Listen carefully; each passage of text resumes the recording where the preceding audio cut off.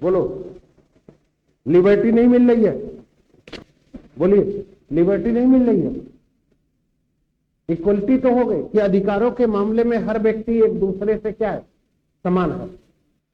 तभी तो एक व्यक्ति कहता है कि मैं अपने सभी अधिकार तभी दूंगा जब तुम भी अपने सभी अधिकार उस व्यक्ति या व्यक्ति समूह को दे दोगे। इसका मतलब कि हर व्यक्ति अधिकारों के मामले में समान है। अब स्वतंत्रता बता दीजिए, एक पॉइंट तो मिल गया। सुनिए, लिबर्टी का मतलब क्या है? लिबर्टी का मतलब अपनी इच्छा के अनुसार कार्य करना, यानी मीन्स ऑप्शंस ऑफ कंट्रोलिंग। यही है ना लिबर्टी का मतलब। व्यक्ति समझौता अपनी इच्छा से करता है कि व्यक्ति समझौता अपनी इच्छा से करता है कि दबाव में करता है? लिबर्टी हो गई कि नहीं? अपनी इच्छा से कर रहा है, कॉन्ट्रैक्ट अपनी इच्छा से कर रहा है, समझ रहे हो कि नहीं? यानी जो समझौता कर रहा है वह समझौता अपनी इच्छा से है, किसी दबाव में आकर नहीं कर रहा है, तो वह उसकी लिबर्टी है।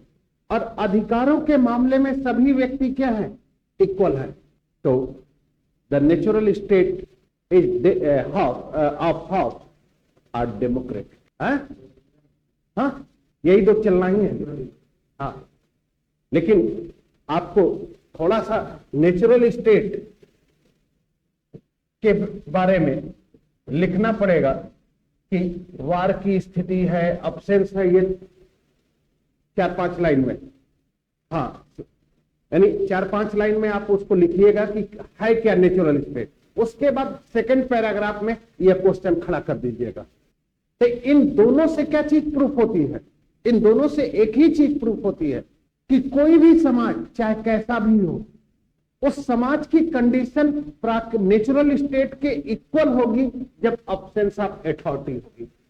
प्रूफ हो गया कि समाज लोकतांत्रिक रहे या अराजक रहे, डिपेंड करता है सत्ता पर।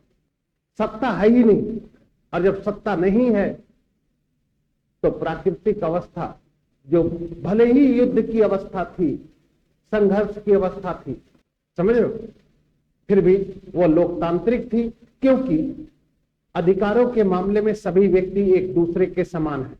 और इस प्राकृतिक अवस्था में जब व्यक्ति का जीवन असुरक्षित था, सुरक्षा नहीं थी, तो व्यक्ति अपने जीवन की सुरक्षा को लेकर आपस में समझौता करता है। यह व्यक्ति की अपनी इच्छा का परिणाम है, न कि किसी बाह्य शक्ति के दबाव का परिणाम। व्यक्ति को विवश नहीं किया जा रहा है, व्यक्ति को विवश नहीं किया जा रहा है कि तुम कॉन्ट्रैक्ट करो और कॉन्ट्रैक्ट करके राज्य की स्थापना करो। जब व्यक्ति के पास कुछ बचता ही नहीं है, सब कुछ नष्ट हो जाता है, तो अल्टीमेटली वह शांति की स्थापना ही उसके लिए एक मार्ग बचा है। और उस शांति की स्थापना करने के लिए वो कॉन्ट्रैक्ट करता है और स्टेट का फॉर्मेशन करता है। ठीक, नोट कर लीजिए। अब इससे भी ज्यादा खतरनाक प्रॉब्लम आ गई, समझ रहे हो कि नहीं?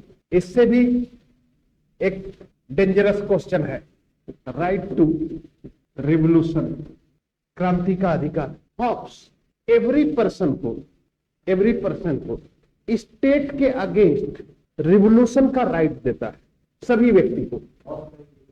हाँ, ऑप्स का ही है कि यदि राजा कोई ऐसा ऑर्डर दे जिससे व्यक्ति का जीवन खतरे में पड़ जाए, व्यक्ति का जीवन खतरे में पड़ जाए, तो व्यक्ति अपने राइट टू रिवोल्यूशन का यूज करके स्टेट के अगेंस्ट खड़ा हो सकता है। ये थियरी है। यानी मीन्स प्रत्येक व्यक्ति को यह अधिकार देता है राजा के विरुद्ध कि अगर राजा कोई ऐसा ऑर्डर देता है जिससे कि व्यक्ति का जीवन खतरे में पड़ जाए, ठीक, तो व्यक्ति राजा के विरुद्ध क्रांति कर सकता है। यहां तक क्लियर हो गया? क्वेश्चन क्या है? क्वेश्चन है क्या जहां से आपको थोड़ी सी डिफिकल्टी आएगी कि यह अधिकार सभी को दिया गया, सभी को दिया जा रहा है, जितने भी लोग हैं उन सभी को यह अधिकार दे दिया। लेकिन क्वेश्चन राइज कहां से होता है कि राइट टू रिवोल्यूशन आता कहां से है? व्यक्ति के पास राइट टू रिवोल्यूशन आ कहां से रहा है? क्योंकि एक व्यक्ति ए और बी इसे कहता है, या ग्रुप ऑफ मैन या ग्रुप ऑफ मैन को कहता है कि गिव द ऑल राइट, यानी मैं सभी दे दूंगा।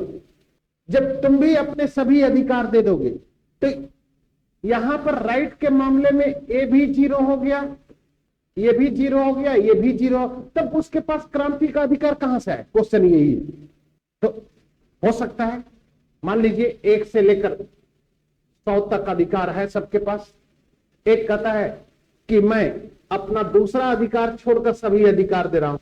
11वें नंबर का कहता है कि मैं अपना 5वां नंबर का अधिकार छोड़कर सभी। तो असमानता आ जाएगी कि नहीं? आ जाएगी ना। सबको अधिकार तो दिया नहीं जाएगा। तो क्वेश्चन यही है कि ये अधिकार यानी राइट टू रिवोल्यूशन का अधिकार व्यक्ति के पास कहां आया? सोचिए।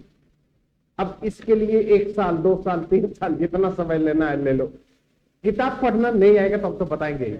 अच्छा 1 मिनट, दूसरा पहलू, अगर ए और बी अपने कुछ अधिकार केवल राजा को देते तो राजा कमजोर होता, फिर प्राकृतिक अवस्था में चला जाएगा।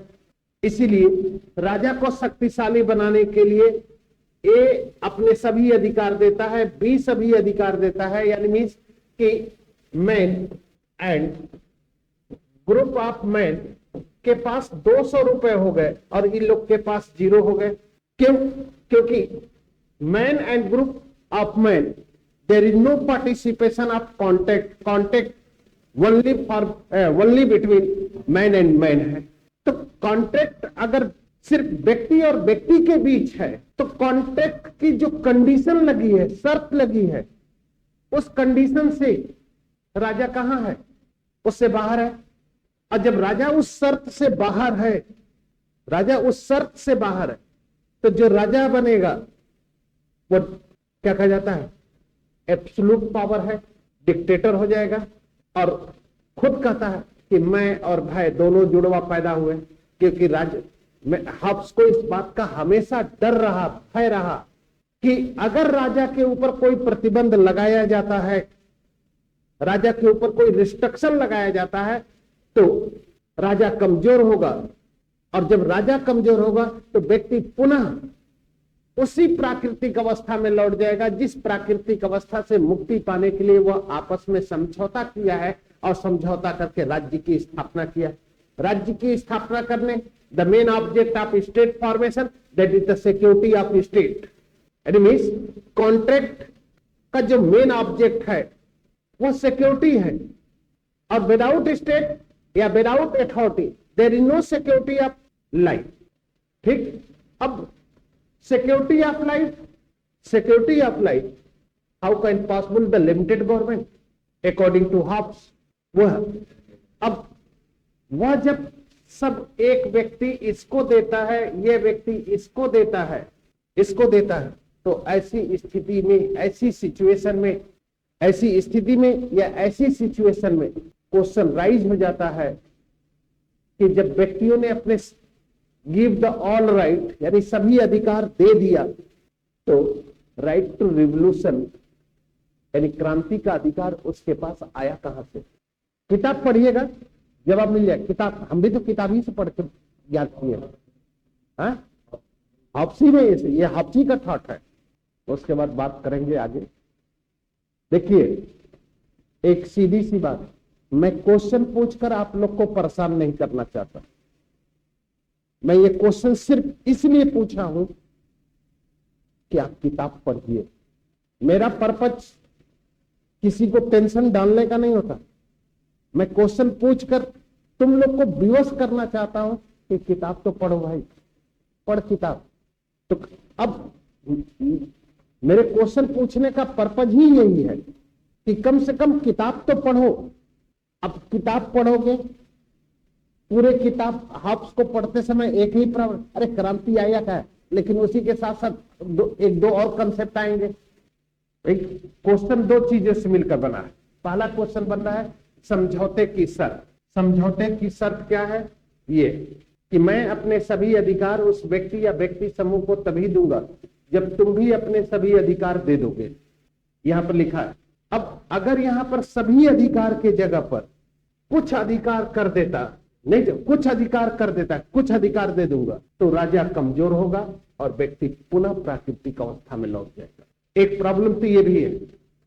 इसलिए हॉब्स का जो ऑब्जेक्ट है वो पावरफुल किंग है, शक्तिशाली राजा। ठीक, अब शक्तिशाली राजा क्यों? क्योंकि उसे हमेशा इस बात का भय था कि अगर राजा कमजोर होगा तो व्यक्ति पुनः उसी प्राकृतिक अवस्था में लौटेगा जिस प्राकृतिक अवस्था से मुक्ति पाने के लिए वह आपस में समझौता करके राज्य की स्थापना किया। एनिमीज, तो क्या कोई भी व्यक्ति ऐसा चाहेगा कि बैक टू नेचुरल स्टेट वहीं पर जाए? तो कोई ना कोई सोल्यूशन तो देगा। बैक टू नेचुरल स्टेट की बात नहीं होगी यहां पर, कोई ना कोई सोल्यूशन वो देगा, और कोई ना कोई सोल्यूशन देने के पीछे उसका पर्पज है या उसका उद्देश्य है कि राजा भी किसी व्यक्ति को मनमाने ढंग से ऑर्डर ना दे जिससे कि उसकी लाइफ सिक्योर ना हो। जैसे अब इसी कंसेप्ट को समझिए, इंडियन कॉन्स्टिट्यूशन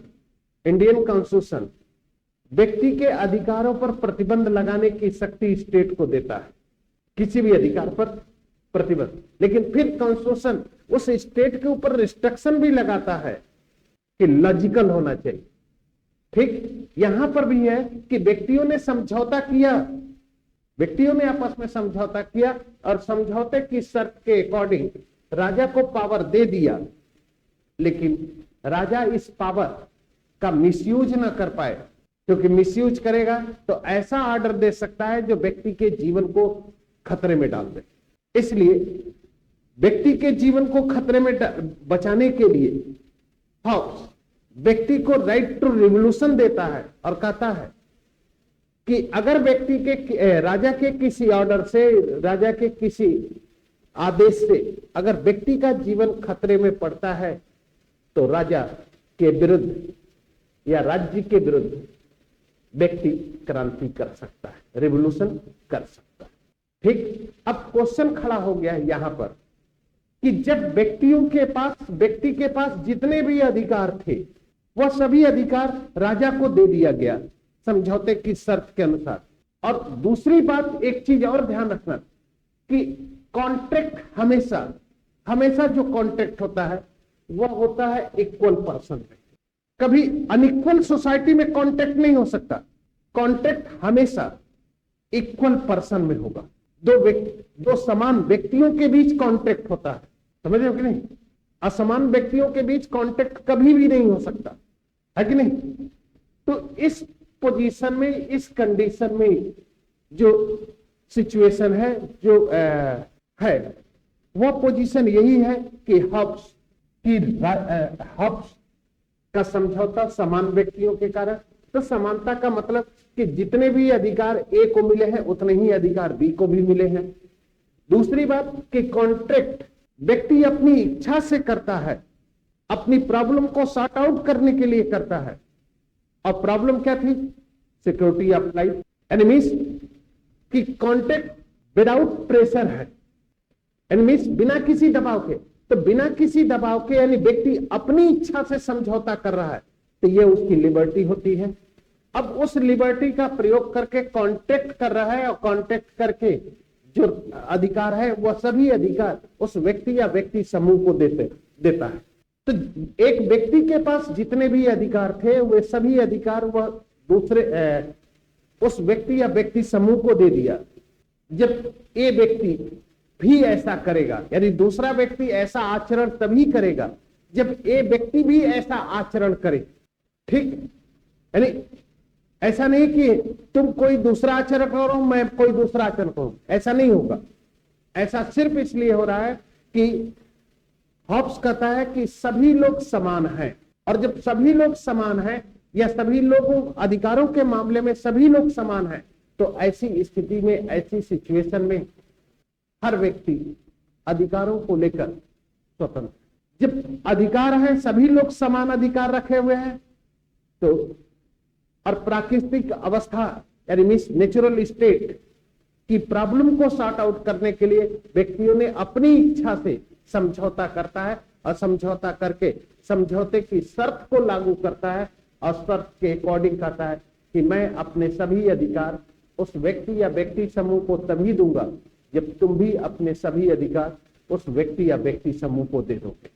ठीक, अब जो कंडीशन है, जो सिचुएशन है, उस सिचुएशन के अकॉर्डिंग, उस पोजीशन के अकॉर्डिंग जब व्यक्तियों ने सभी अधिकार दे दिया, तब क्वेश्चन खड़ा हुआ कि व्यक्ति के पास राजा के विरुद्ध या शासक या राज्य के विरुद्ध क्रांति करने का अधिकार आया कहां से? क्योंकि समझौते की शर्त ही यही है कि हम अपने सभी अधिकार उस व्यक्ति या व्यक्ति समूह को तभी देंगे जब तुम भी अपने सभी अधिकार दे दोगे। ठीक, तो यह एक थोड़ा सा एक प्रॉब्लम है हॉब्स के थॉट में, और यह थॉट आप लोग खोजिएगा, नहीं मिलेगा तो फिर बताइएगा।